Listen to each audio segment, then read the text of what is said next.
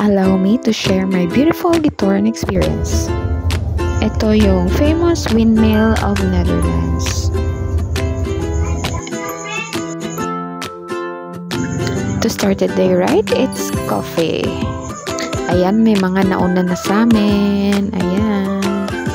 And while waiting for our turn, bisita muna sa paligid.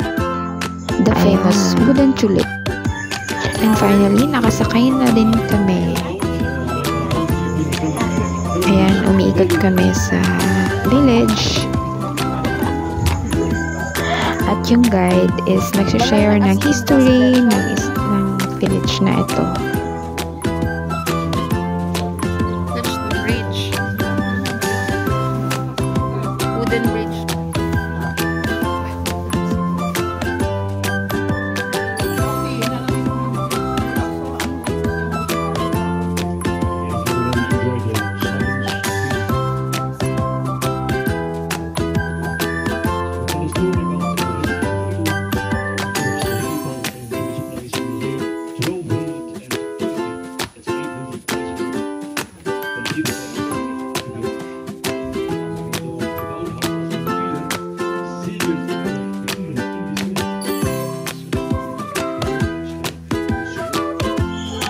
Hi! So, instead of sasakyan, bangka ang meron sila dito. Ginagamit nila na way of transportation. And later na sila nag-come up sa mga bridges na yan, nasa paligid. The whole place is like a fairy tale. Ito yung mga nakikita mo dati when you were a kid. Ito yung mga nakikita mo na nasa cartoons. And now that you're an adult, naisip mo, totoo pala yung mga nakikita ko dati. Hello, pal! Hi! These are the bridges.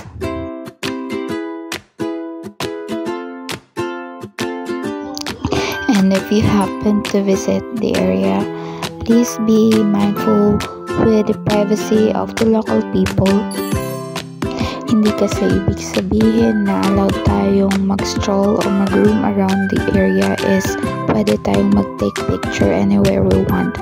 May mga bahay kasi na open yung balcon and it doesn't mean na you're allowed or you're free to go in and take pictures. And some of the houses is may tali na naka-surround sa balcon nila pero yung iba wala. Pero kahit walang tali, please don't go in without the consent of the owner.